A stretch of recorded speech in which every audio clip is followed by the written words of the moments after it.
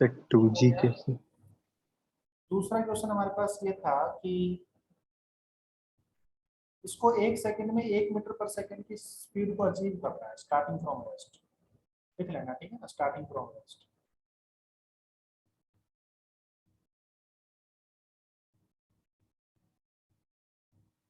Starting from rest मतलब उसको 1 second में 1 मीटर पर सेकंड की स्पीड को अचीव करना है। एक्सेलरेशन। जो भी फोर्स लगाएगा,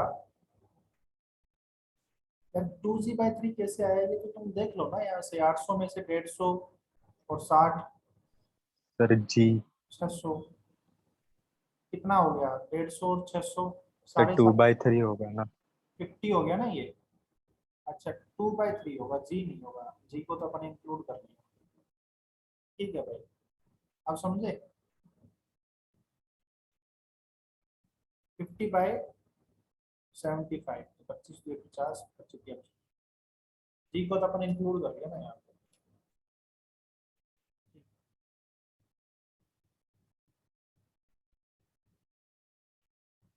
दूसरा क्वेश्चन ये था कि उसको 1 मीटर पर सेकंड की स्पीड अचीव करनी है 1 सेकंड में, मतलब उसका एक्सेलरेशन कितना होना चाहिए, 1 मीटर पर सेकंड स्क्वायर होना चाहिए, राइट।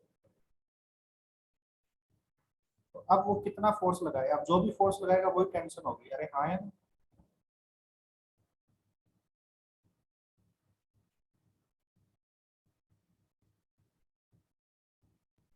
तो वो फोर्स अपने को पता नहीं है, और नीचे 15g प्लस 60g दोनों लगे।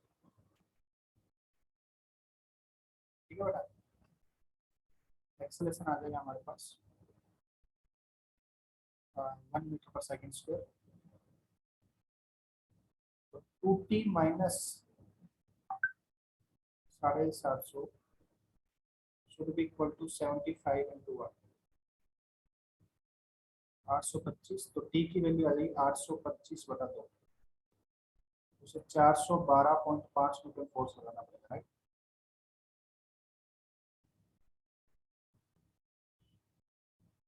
हाँ है।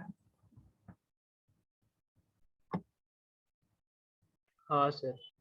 Yes.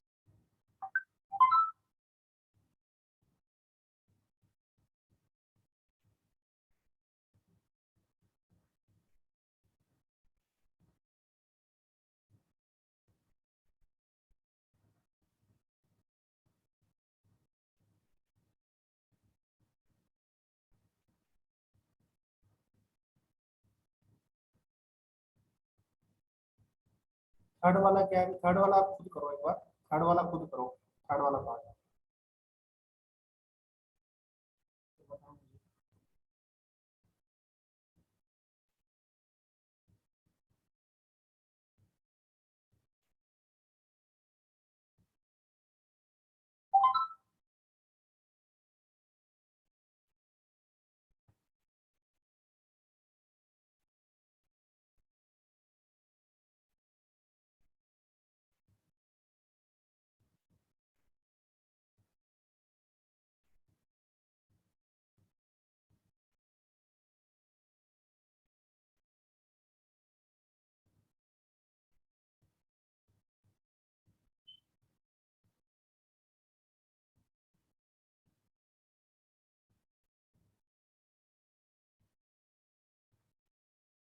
Sir 375 Newton.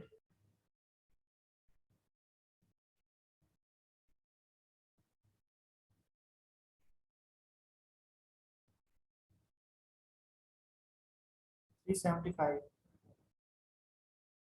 Constant speed maintain करनी है ना, कांस्टेंट स्पीड मेंटेन करनी है मतलब एक्सेलरेशन जीरो होना चाहिए, राइट। हाँ स्पीड सर, तो 2t - 750 इज इक्वल टू 0 कर तो देंगे। यहाँ पे आदमी के हाथ पे टी और यहाँ की T should be equal to नीचे का total force 15 plus 60 into G, right. तो 2t की वैल्यू 750, टी की वैल्यू 375। समझ में आ रही है बात। स्पीड कांस्टेंट होगी ना, हाँ टी की वैल्यू कांस्टेंट है, ए की वैल्यू जीरो होनी चाहिए।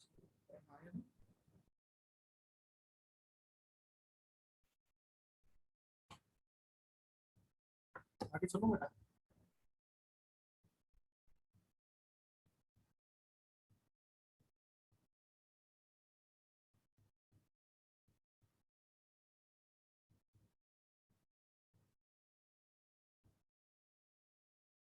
नेक्स्ट है कंस्टेंट मोशन।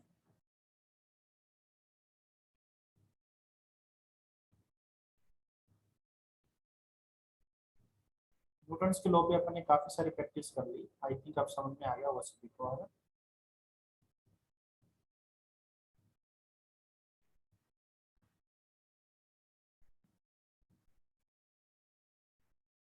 कंस्टेंट, आपने इस तरह की लैंग्वेज शायद सुनी होगी कि यार मैं ये काम नहीं कर सकता, बहुत सारे कंस्टेंट हैं इसमें, है ना। हाँ सर। सुना है क्या आपने? कंस्टेंट वर्ड तो सुना होगा ना जनरल लाइफ में, नहीं यार ये करने में हाँ बहुत सर। सारे, सुना है।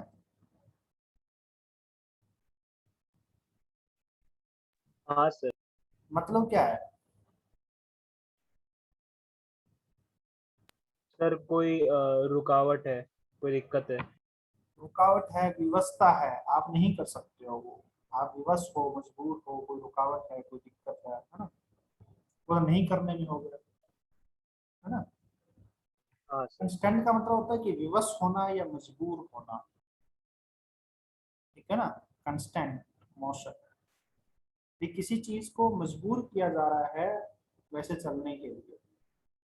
मजबूर करने का मतलब ये है कि अगर एक ऑब्जेक्ट चल रहा है तो दूसरे को चलना पड़ेगा, है ना।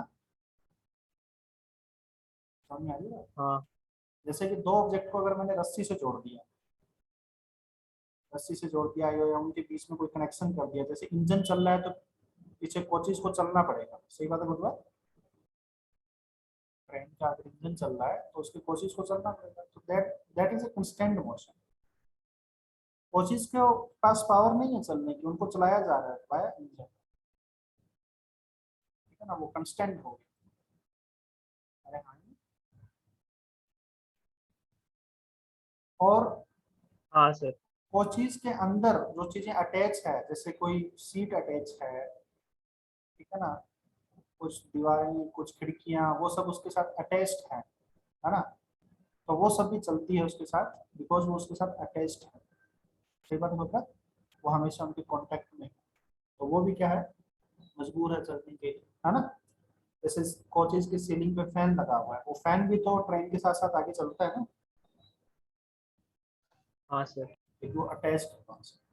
तो यहाँ पे अपन दो चीजों से कंस्टेंट पढ़ रहे हैं। First is string constant,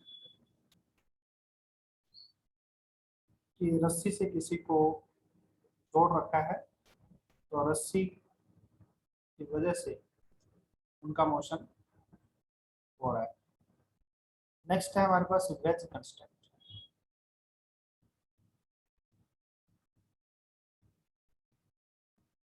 wage constant, string constant.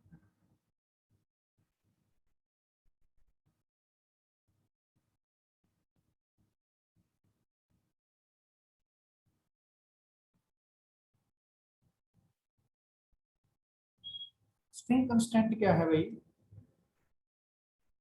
इस पहले अपन ये वाला केस पढ़ रहे हैं, ठीक है ना, वेज को अपन बाद में पढ़ रहे हैं। स्ट्रिंग कंस्टेंट, तो इसमें अपन दो कंडीशन रखते हैं स्ट्रिंग कंस्टेंट के लिए। सबसे पहले the string must remain tight,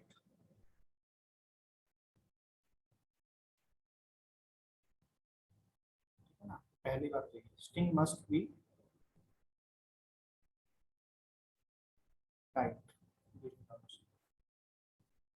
दूसरी कंडीशन ये है, स्ट्रिंग इज इनएक्सटेंसिबल। इनएक्सटेंसिबल का मतलब जानते हो आप क्या होता है? एक्सटेंसिबल मतलब, हाँ सर, उसकी लेंथ एक्सटेंड ना हो पाए, हाँ, फिक्स्ड लेंथ का एक्सटेंसिबल हो। मतलब जिसकी लेंथ चेंज हो सकती है, जिसको एक्सटेंड हो सकती है।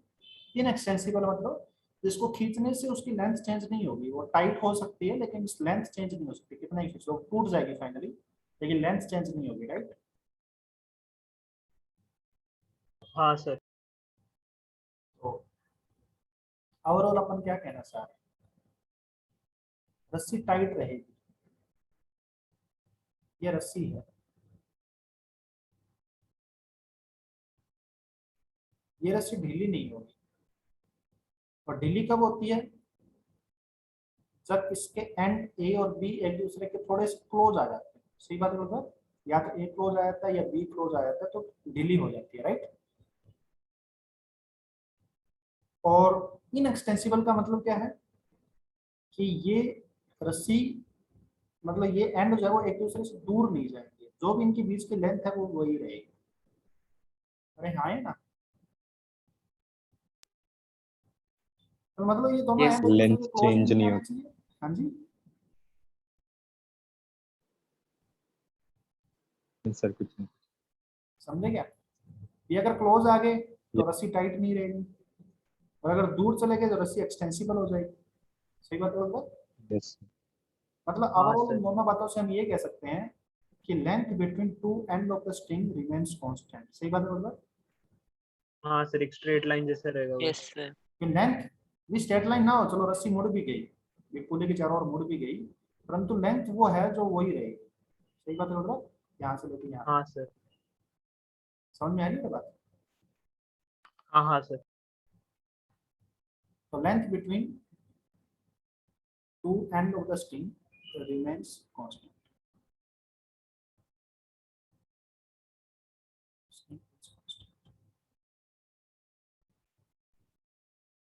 अगर ये चीज है तभी अपन स्ट्रिंग कंस्टेंट लगा सकते हैं, ठीक है ना, अदरवाइज अपन नहीं लगा सकते। देखिए, तो उसमें क्या होगा, जैसे ये रस्सी है और मैं ये बोलूं कि ये एंड बी स्पीड से मूव कर रहा है, एंड ए की स्पीड बी है। इफ रस्सी इज टाइट और रस्सी इज इनएक्सटेंसिबल, तो बताओ स्पीड ऑफ बी क्या होगा? आया ना, समझ में आ रही है बात?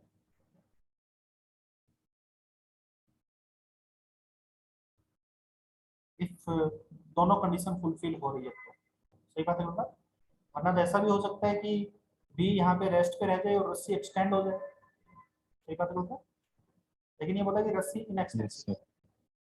और रस्सी ढीली भी नहीं पड़ रही है, ऐसा भी नहीं कि बी बहुत तेजी से नजदीक आ जाए रस्सी ढीली ढीली पड़ जाए, ऐसा नहीं। तो अगर रस्सी टाइट रहेगी और इनएक्सटेंसिबल है तो आप स्पष्ट बोल सकते हो कि बी की स्पीड वी के बराबर है। सही बात है मतलब, यस सर। ठीक है ना। इफ स्ट्रिंग इज टाइट,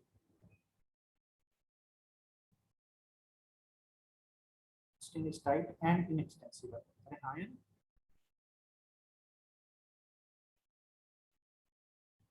मतलब हम एक्चुअली क्या कह रहे हैं, हम ये कह रहे हैं कि देखो सर इसकी स्पीड अपने को बताना था वेलोसिटी। हम ये कह रहे हैं कि देखो सर ये लेंथ है कांस्टेंट, मतलब इसको फिजिक्स के तरीके से पढ़ते हैं अपने, भाई देखते ही पता लग रहा है कि ये स्पीड वी है तो ये भी वी है, राइट। पर अपन फिजिक्स के तरीके से पढ़ते हैं कि length is constant, length constant, और एक हिसाब से ये दो पार्टिकल हो गए। तो अगर लेंथ कांस्टेंट है तो इनके बीच ये rate of change of length क्या होना चाहिए? जीरो। और rate of change of length यहाँ पे देखिए क्या है, ये दूर जा रहा है तो dl/dt की वैल्यू v है, v से बढ़ रहा है,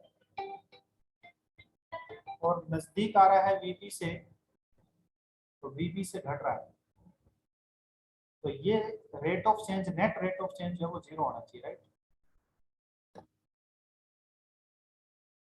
समझ में आ रही है बात? Yes sir. Yes sir. Net rate of change, ये v से बढ़ रहा है और vb से घट रहा है, तो यहाँ से vb की वैल्यू v के बराबर आ रही है, ठीक है ना। तुम सोच रहे हो सर इतना कॉम्प्लिकेटेड करके बताने की क्या जरूरत है? ये जरूरत है, मतलब आगे जब कॉम्प्लिकेटेड एग्जाम्पल आएंगे तो अपन सॉल्व ऐसे ही करेंगे, ठीक है ना। ये सिंपल है तो भाई देखते ही पता लग रहा है कि सिर्फ 20 स्प्लिट होगी, राइट। बट ये तरीका सीखना जरूरी है ना, ये अपन क्या कर रहे हैं एक्चुअली। समझ में आ रही है बात? हाँ सर। हाँ सर। आगे चलो। सर एक minute. Yes sir.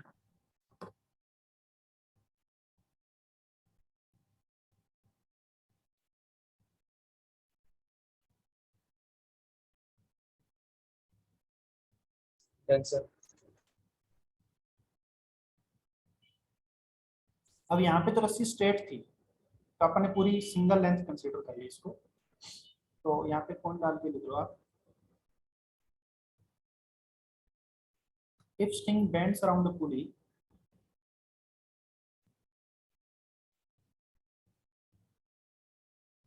string bends around the pulley,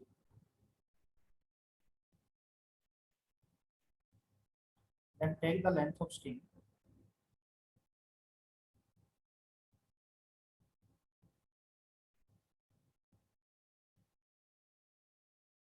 in two parts.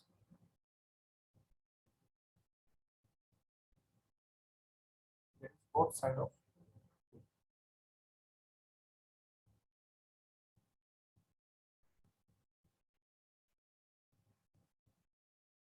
ठीक है ना। यदि पुली से कोई रस्सी बेंड हो रही है, कोई पुली के चारों, जैसे आपसे ये बोला जाए कि देखिए यहाँ पे एक मास लटका हुआ है M, यह ब्लॉक है A और यहाँ पे ब्लॉक है B, ये दोनों एक ही रस्सी से जुड़े हुए हैं, और आपको बोल दिया जाए कि बताइए अगर B नीचे जा रहा है V स्पीड से तो वेलोसिटी ऑफ A क्या होगी। देखते ही पता चल रहा है कि ये नीचे B से जा रहा था, माइनस V। से, बट अपन इसको वैसे करते हैं कि जैसे सर टोटल लेंथ जो है वो कांस्टेंट है, रस्सी टाइट है, इनएक्सटेंसिबल है, टोटल लेंथ कांस्टेंट है, तो ये जो टोटल लेंथ है वो दो भाग में होगी, L1 लेफ्ट पार्ट की और L2 राइट पार्ट की, राइट। पुली के ऊपर जो बैंडेड है उसको अपन नेग्लिजिबल मान रहे हैं, ठीक है। L1 प्लस L2 की वैल्यू कांस्टेंट होगी, सही बात है। लेकिन इसका मतलब ये नहीं है कि L1 की वैल्यू कांस्टेंट है या फिर L2 की वैल्यू कांस्टेंट है, इन दोनों का सम कांस्टेंट है, सही बात है बेटा। अगर एक कम हो रहा है तो दूसरा बढ़ रहा है, और दूसरा कम हो रहा है तो पहला बढ़ रहा है, सही बात है बेटा। हाँ सर। तो हम यहाँ पे dl/dt को जीरो कर रहे हैं, इसका मतलब dl1/dt प्लस dl2/dt की वैल्यू जीरो होगी, सही बात है बेटा। अरे हाँ है ना। हाँ सर। अब dl1/dt क्या है, पुली और M1 के बीच में जुड़ी हुई रस्सी L1 है, और पुली और B के बीच में जुड़ी हुई रस्सी जो है वो L2 है। L1 की रेट ऑफ चेंज, तो मान लेते हैं कि ब्लॉक A नीचे जा रहा है B से, मुझे नहीं पता किधर जा रहा है, चलो यहाँ पे लॉजिकली आपको दिख रहा होगा कि ऊपर जा रहा है, बट बाई चांस ऐसा क्वेश्चन आ जाए जिसमें मेरे को आइडिया नहीं लग रहा है, तो मैं कोई भी डायरेक्शन मान सकता हूँ। मैं ये आपको दिखाना चाह रहा हूँ, समझ में आ रही है बात। अरे हाँ है ना। हाँ Yes. सर। हाँ तो मैं एक बार मान लेता हूँ मैंने गलत मान लिया, जो था उसके एक्चुअली उल्टा मान लिया, तो क्या होगा, ठीक है ना। कई बार अपने को आइडिया नहीं लगेगा। हाँ सर, नेगेटिव वैल्यू आएगी ज़्यादा से हाँ ज़्यादा। तो वो नेगेटिव वैल्यू आ जाएगी, ठीक है, वही कह रहा हूँ, वही बता रहा हूँ। तो L1 को मैंने ये मान लिया, तो L1 कौन सा पॉइंट है, L1 का एक एंड तो यहाँ है और दूसरा एंड यहाँ है, तो एक एंड तो इसका इसी पोजीशन पे रहेगा हमेशा, और दूसरा एंड जब वो V' से नीचे जाएगा तो L1 का रेट ऑफ चेंज क्या है, इसलिए V' से बढ़ रहा है L1, और ये पोजीशन हमेशा इसकी यही है, तो घट नहीं रहा है, जीरो से घट रहा है, सही बात है मतलब। हाँ सर। L1 जब वो V' से बढ़ रहा है और जीरो से घट रहा है, इसी तरीके से L2 की बात करें तो L2 V से बढ़ रहा है और जीरो से घट रहा है, सही बात है मतलब। हाँ सर। तो V' की वैल्यू किसके बराबर है, -V, मतलब V' का मैग्नीट्यूड V के बराबर ही है, परंतु जो आपने डायरेक्शन मानी है वो उल्टी है, समझ में आ रही है बात। हाँ सर। जो डायरेक्शन हमने ली है उसके अपोजिट, हमने एज्यूम की है उसके अपोजिट, नेगेटिव साइन ये बात शो कर रहा है, ठीक है ना।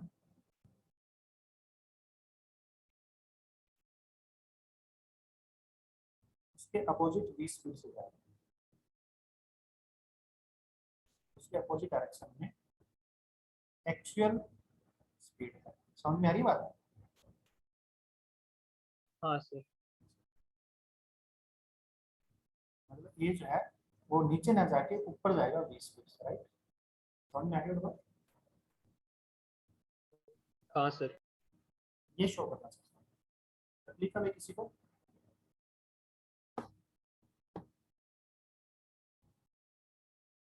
इसके ऊपर नेक्स्ट क्लास में कंटिन्यू करते हैं, ठीक है?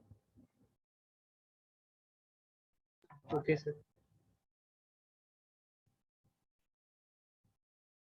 बाय। चलिए आप डीपीपी कर लीजिएगा। लास्ट क्लास में आपको 7 to 10 दिया था ना मैंने, ये 7 to 9 दिया था, 6 7 8 दिया था। 6 7 8 दिया था क्या? 9 10 भी कर लीजिएगा, 9 10 11। Okay sir. और चलो यही कर लीजिएगा, फिर कंस्टेंट करवा के और फिर आगे एक सीट में सॉल्व करते हैं, ठीक है? Okay sir, bye everyone. Bye sir. Bye sir.